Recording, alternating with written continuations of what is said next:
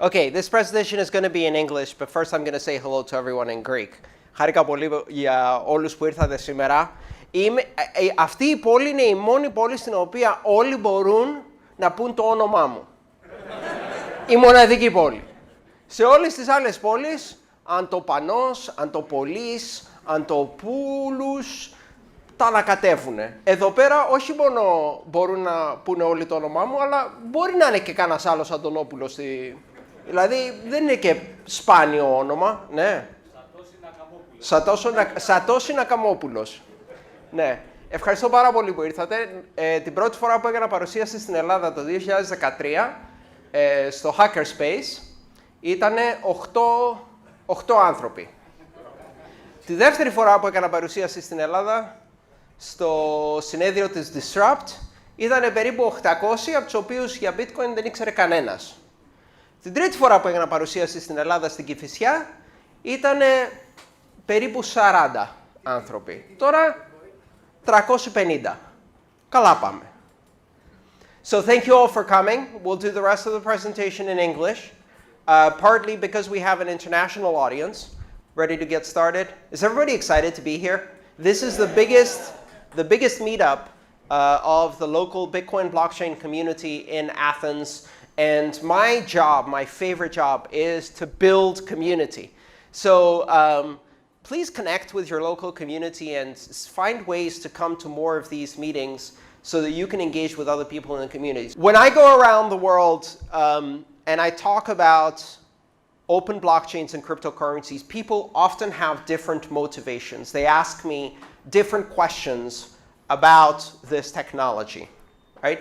Now, in Greece, a lot of the interest is about how to find ways to invest. Okay, so how many people are interested in investment? Great. And how many people are interested in technology? You're lying. Okay, so, and people ask me often, what should I invest in? And I don't do investment advice. I'm a technologist. But tonight, what we're going to do is we're going to talk about that. So tonight's talk is about the next Bitcoin, which is a question I get all the time, which is what is going to be the next Bitcoin, right? And sometimes I get asked what is going to be the next Ethereum. And so that's what I want to talk about tonight. And in order to help you, I'm going to start by telling you the answer at the beginning as a spoiler. So the next Bitcoin, which you might consider investing in, is going to be Bitcoin. But here's why. And this is important to understand. A lot of people are looking for an opportunity to invest in something that did what Bitcoin did since 2009.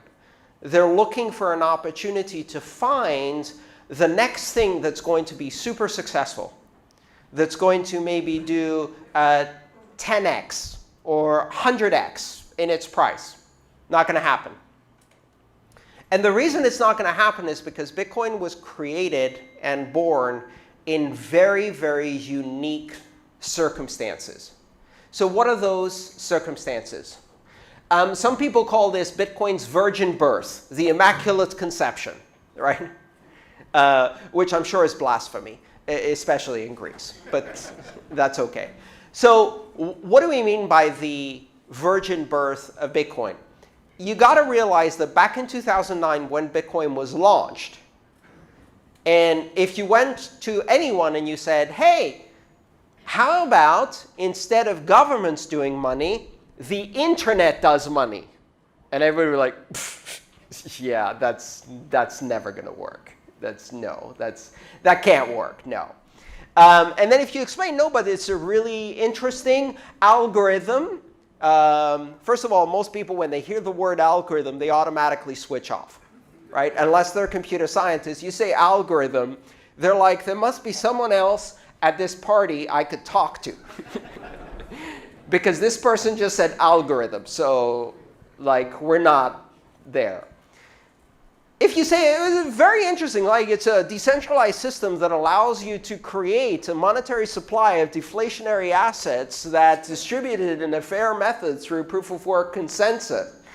And then at that point, they're really like, there must be someone else at this party I can talk to. So you got to realize in 2009, nobody believed any of this shit could actually work, which is why it did. Because if you believe it works, what are you going to do? If you actually believe this thing is going to do 10x or 100x, it's going to increase in value 100 times, what are you going to do? You're going to sell everything you have and buy this thing, and then when it becomes 100 times bigger, you're rich, you go home, you retire, I don't know, right? You go to better parties. And if you know that, then everybody does it. And if everybody does it, then it doesn't happen, right? One of the most guaranteed ways you know that this technology is in a bubble is when people you haven't seen since high school call you up, like me, and they're like, hey, Andreas, remember me? No, not really. Remember me? Is this a good time to buy Bitcoin? I heard that the price, yeah? Is this a good time? No. If you're calling me for the first time in 28 years to ask me, this is a clear indication to sell, probably. Like at this point, I'm beginning to think I should sell, because if it's beginning to attract your kind of people who had no interest, you know, the same people who called me crazy 2 years ago, now's the time to get out. This is what happens with markets. If too many people think that it's a sure bet, you're dealing with suckers, right? And as they say in poker, if you can't tell within 30 minutes who the idiot at the poker table is, you're the idiot, right? So if you're like, no, this is a sure thing, I've told all my friends about it, everybody believes me, you're like, okay, now is the time to get out. And I really advise people again and again and again, invest in understanding the technology, invest in skills, invest in education, invest in knowledge. Because knowledge doesn't lose 40% of its value in a weekend. Knowledge doesn't crash.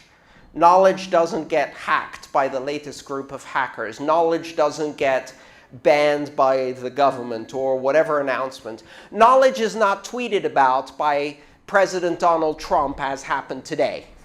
Bitcoin got tweeted about by President Donald Trump today. Yeah. He said it had no value and is probably used by criminals. I'm sure he asked some of his friends. So the bottom line is, knowledge and education is an investment you can make that will last. And even if Bitcoin fails, the knowledge and education you get from Bitcoin doesn't go away, right? But anytime I tell people that, they're like, yeah, okay. But what should I buy? No, you should educate yourself. Yeah, but what should I buy? And that's the problem, right? Because if you have an indication of something you should buy, you shouldn't really go buying that, okay? And if you need to ask someone else what you should buy, that means you don't understand the technology well enough to make that decision on your own. Are you confident enough to say, I think this technology has some unique differentiation, good market fit, the timing is right, the momentum of the market, the liquidity is there. Like, if you understand all of that, then, okay, you're qualified to make that decision on your own. And if you're not qualified to make that decision on your own, you really shouldn't be investing in this thing, right? So is it an investment or not? And what is the next Bitcoin? And that's the fundamental problem, because there is no next Bitcoin. Bitcoin was able to achieve what it achieved because nobody for 3 or 4 years believed that this thing could work. That's why it did what it did. When you see someone investing in a technology that every single person around them think is insane, and then they make 100 times a return on their investment, the reason they made 100 times return on investment is because everyone around them thought they were insane. They were taking an enormous risk. right? I'll tell you about the first time I bought Bitcoin. Okay? So I had known about Bitcoin for almost a year. And I was reading all of these scientific papers, and I was trying to understand how it worked. And it was very interesting to me as a computer scientist. I was very interested in the technology. But I also wanted to try to use it. So in order to try to use it, I needed to buy a tiny amount of Bitcoin. So my comfort at that point was I need to buy like $100 worth of Bitcoin. So in 2012, I decided I'm going to buy $100 worth of Bitcoin. Now, in order to do that, I had to go to a grocery store to use a service called MoneyGram, where you stand in front of a red telephone in America and you call someone so they can charge your credit card to transfer money. And this is used mostly by poor people who don't have a bank account in order to pay their bills. So you put cash in the machine, or you give cash to the person at the grocery store. And once they verify that, they send that cash so you can pay your electricity bill or your telephone bill. It's used by people who don't have bank accounts.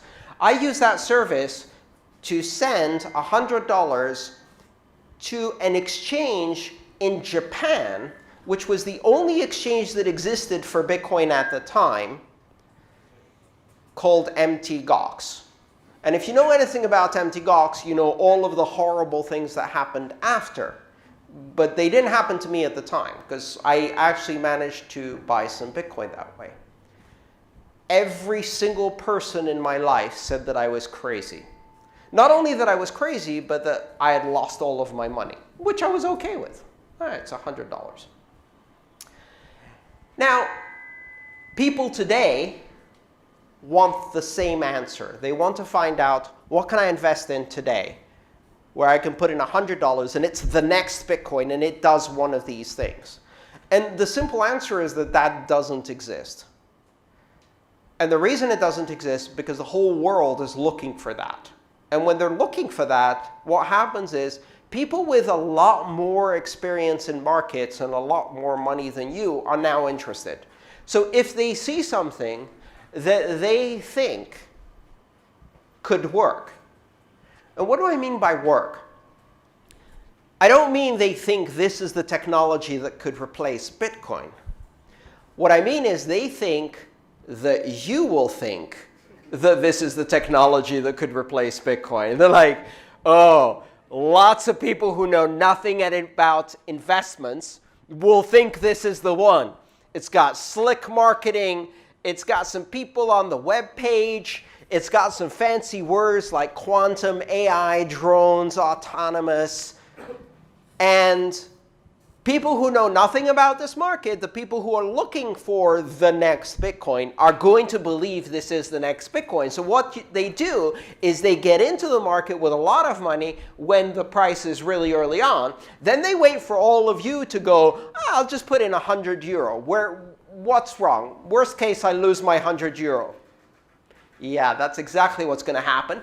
And that system of investment is called pump and dump, right? So what they do is they put money into this investment. Then they go out on social media and they buy people to go and say, this is the next thing. This is the next thing. You go in and say, I'll just put in €100 just in case. You know, I mean, maybe I could get lucky. You're better off playing the lotto, right? You're better off playing Propo. Do they still have that here? It's like the football sweepstakes. And so as soon as lots of people who are not informed about these investments go and buy it with their little €100 investments, they then do the second part of the plan, which is called dump, right? So they did the pump, now they do the dump. And what they do is they sell all of their shitcoin, and then the price crashes, but they made a huge return on investment. And all of the people who put in €100 just in case go, oh, that wasn't the one. But this next one, that's IoT, AI, drones, and quantum, is going to be the next Bitcoin. So then they repeat, and so on and so forth. The bottom line is that Bitcoin happened at a moment in history when nobody was expecting this thing to work. And none of the people that were really involved in the early days believed that this was a good investment. They believed it was an interesting technology. And in order to try and use that technology like I did, you had to get some of it to try out. So it kind of accidentally became an investment. And by the way, if you think that story starts with, and then I went to the grocery store and I picked up the red phone and I bought Bitcoin at $2 and then I became rich, right? That's not how it works. That's exactly what happened. I bought $100 worth of Bitcoin. Each Bitcoin was $2, so I bought like 50. Next week I bought another 50, right? And then you're like, oh, yeah, so, wow. This is how it actually works. 3 months later, it goes from $2 to $8. And I go, yeah, score! I quadrupled my investment. Which means that now if I sell my $200, I have $800 fucking dollars. I can buy an Xbox. So I sold it all and bought an Xbox.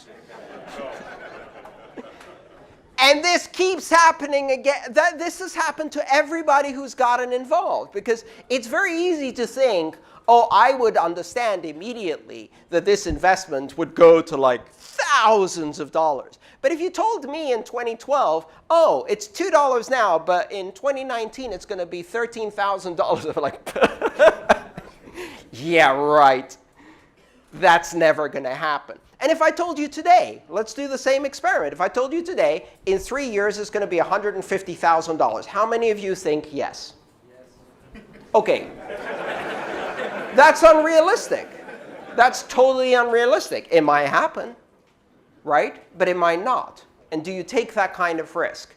Do you take the risk in January to say, oh, it's 3,000, it's been crashing for 2 years straight, now's a good time to buy? Everybody thinks they do that. The strategy seems simple. On its face, buy low, sell high. In practice, what you end up doing is a somewhat similar strategy called buy high, sell low. Where what you do is when everybody gets excited, you buy some. Then it crashes, then you panic, then you sell it at the lowest price, and then you keep repeating that. How do I know? Done it. Right? Who hasn't? OK, really, who hasn't? Oh, OK, 5 people. Very good. So the bottom line is that we're all looking for this next opportunity. And the reason it's not going to happen is because of the unique circumstances. I like to think of this a bit by comparing it to biology, right? And if you think about biology and you understand how evolution works and how an environmental niche or area works, if there's a very successful species, right? And that species finds an environment in which it is very successful. It has the right amount of food, it has no predators, et cetera, it will dominate that environment, like dominate it. Think, for example, what happened when stupid Europeans introduced rabbits to Australia. And there was nothing that could eat rabbits. Rabbits everywhere, right? And then they're like, oh, let's introduce this other species that will eat that species. And then they've got too many of those. Because if you do that in an environment where there's no anything fitting in that particular niche, right? And it has no predators, and it has plenty of food, what is it going to do? It's going to fuck all day until there's lots of rabbits, right? That's what it's going to do. And then you have a lot of rabbits. I mean, you know, they pop out 8 in every generation, which is approximately every 6 days.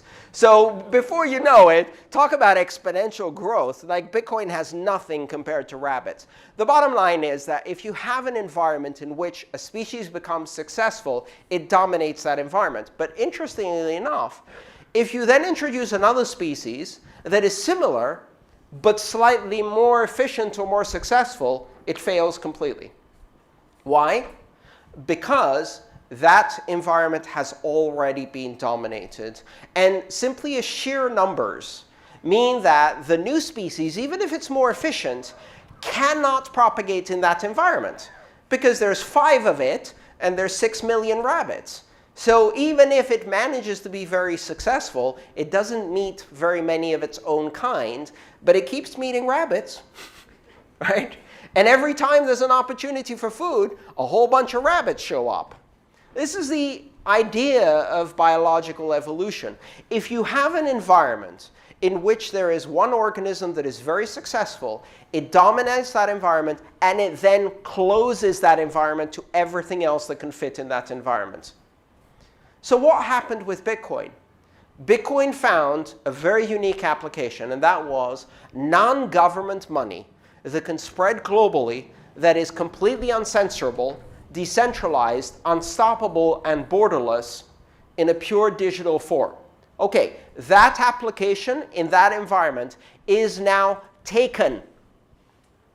So when someone comes and says, we can do a slightly better Bitcoin, great, you can do a slightly better Bitcoin. Nobody will care.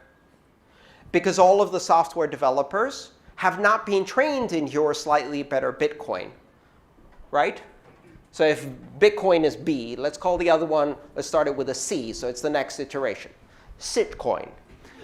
So let's say you have shitcoin, and it comes along, it's like, we're the next Bitcoin. And maybe that's true. Maybe it's a bit more scalable, or has better security characteristics, or is easier to use. And it's got enough differentiation that if they both started out, it would win.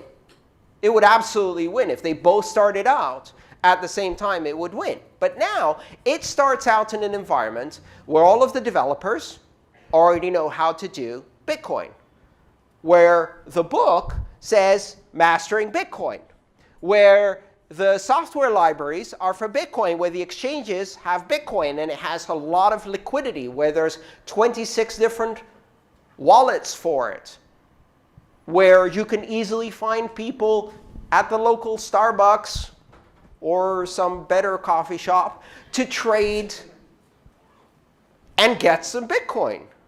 But if you start going, well, do you have some shitcoin? And you're like, well, no. But we do have some Bitcoin, but like, it's better.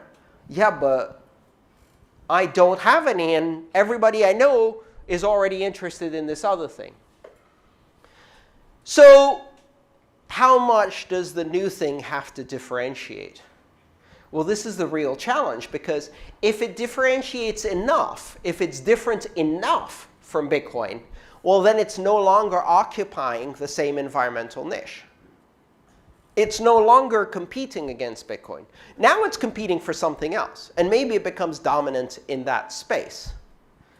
And in order to do that, you have to do a lot of hard work, because if you want to start a new cryptocurrency with its own security, you have to bootstrap that security in an environment where people are going to attack you on day one.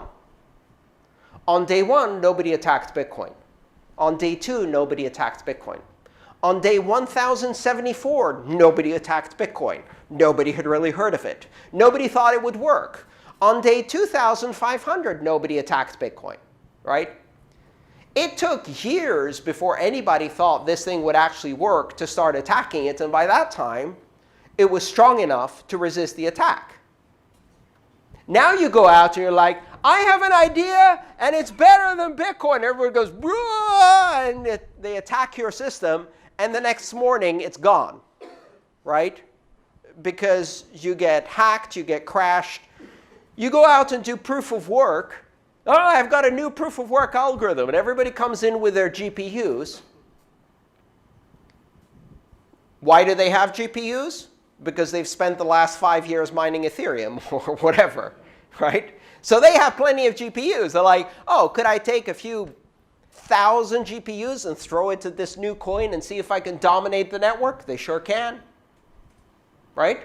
So then they dominate the network. There goes your security. They're like, oh, OK, we can't do proof of work. Let's do proof of stake. Proof of stake is going to be much easier. Because then what it really needs in order for someone to attack it is rich people. oh shit, there's lots of them and they're all trying to break crypto now. So you start proof of stake, and who buys all of the stake? Rich people. And the only reason rich people didn't buy all of the Bitcoin in the beginning is because they thought it wasn't going to work. But if you try to do it today, they're all looking for the next Bitcoin that they can sell to you, to the people who don't know any better. I remember when Ethereum launched. And I remember receiving the email that Vitalik sent out to ask for comments. And this was in December of 2013. And he sent it out to a bunch of people in the space. And he said, listen, I've got this new idea. We're looking for developers. We're looking for investors. And I'd like to invite you all to read the white paper. So I went and I read the white paper. And I had one question. And this question was, why are you not doing this on Bitcoin? Why would you go to all of the effort of launching a separate chain? So I called Vitalik on Skype. And I talked to Vitalik in his kitchen. And he patiently explained to me that he had already tried to do it on Bitcoin. He had tried to do it with what's called the Mastercoin protocol on top of Bitcoin. And he had very quickly realized that Bitcoin was too specific to work for the purpose that Ethereum was. And that you couldn't really do the same security model. And he said, I think this is general enough, different enough, and important enough that it's worth the effort to bootstrap a new security chain. It's really, really hard to do. And Ethereum was different enough that it did it. Maybe. We'll see. Right? Maybe it will work. It's not yet certain. It seems to be doing OK so far, sometimes not so well, right? But they managed to bootstrap a new security chain because it was different enough from Bitcoin. But then the interesting thing that happened is now if you talk to people who are really into Ethereum, they're like, we can do everything, including what Bitcoin does. No, you can't. No, you can't, because all of the things you did to differentiate enough from Bitcoin mean that you're playing in a completely different environment. You're playing for the generalized, flexible smart contract space, and every choice you make for that design means you can't play in the highly specialized, highly secure, robust, we can resist attacks from governments space for the open, free money of the world application that Bitcoin already fully occupies. Ethereum can't be the next Bitcoin. But the funny thing that happens next is while Ethereum people are like, we could be the next Bitcoin, some other people are going, yeah, but we could be the next Ethereum. And before you know it, everyone in Ethereum is looking over their shoulder and going, who are you? Where did you come from? Why are you coming from my application? It's OK, because they can't be the next Ethereum either, for exactly the same reason. The application space for a virtual machine-based general smart contracts application platform is solidly occupied by Ethereum. Not because it's the best, but because it got there first, survived long enough, and did OK-ish for long enough to dominate the space. And now, all of the libraries are for Ethereum. All of the application developers are for Ethereum. And as a result, if you're trying to make your own thing to compete against that, you can't find enough attention.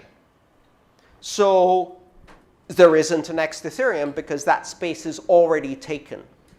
What does it take for one of these technologies to be replaced? What does it take for something to replace Bitcoin or to replace Ethereum?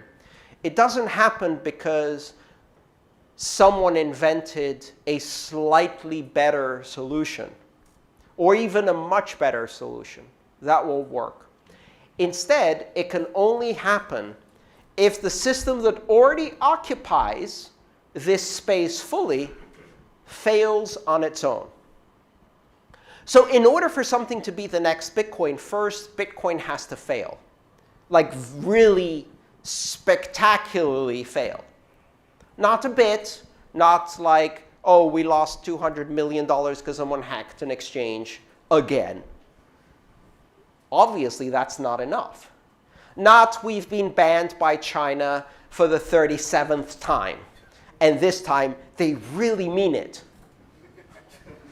That's not enough, right? Not Trump just called us drug dealers. Not enough. Like, we've been called drug dealers before by more serious people. It's not enough for even Facebook or JP Morgan to say, hey, we can do cryptocurrency too. No, you can't.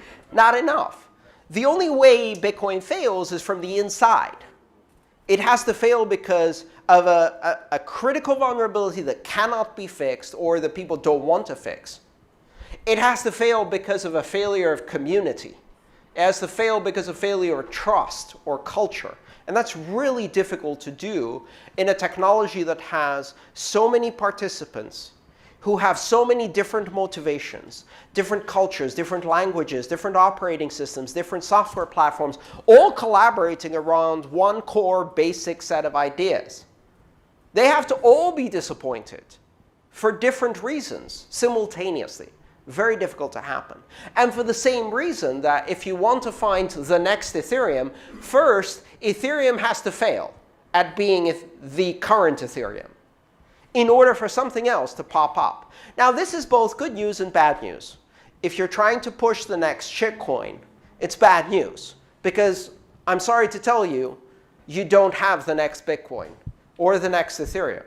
In fact, many of the ideas out there are either too early to have any success or not differentiated enough from the current marketplace. You can have the best idea and the best team in the world, and if it's not your time yet, you fail completely, right? Some people say, you know, but look at Facebook or MySpace or Google. Google was the 21st search engine.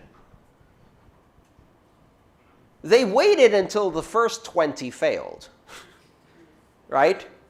How many here used Alta Vista? Yeah? How many here still use Alta Vista? Now remember, Microsoft came along and said, we're the next Google. We even have a fun name. It's like Bing! How many of you use Bing unless you're on a new computer where you can't install an alternative? Right? It's very difficult to unseat a technology that has already fully occupied a space. Now, the good news is, at the same time, that if one of these technologies fails and vacates that environment, we now know that it's a rich environment that can support a very, very successful system, which means there will be a whole line of candidates waiting to be the next X, which should be really bad news to all of the governments and regulators and large corporations that are hoping so hard after 10 years of evidence that it's just not happening, that this year Bitcoin will surely fail. This year Bitcoin will get shut down. They've been hoping. They've been telling themselves, don't worry, there's no way governments would allow this. There's no good way this will be successful. And after 10 years of being wrong, they're still holding on to hope that this thing will fail on its own because they have no fucking clue how to compete with it. Well, here's the bad news for them. The moment it fails, every single competitor that has a slightly better solution, and specifically the ones that fix the thing that caused it to fail in the first place, will flood that environment and bootstrap something new. And if they're really smart, they're going to call it Bitcoin. Because that's the best branding you can do. And so it never dies. Because who occupies the space and has the name keeps changing.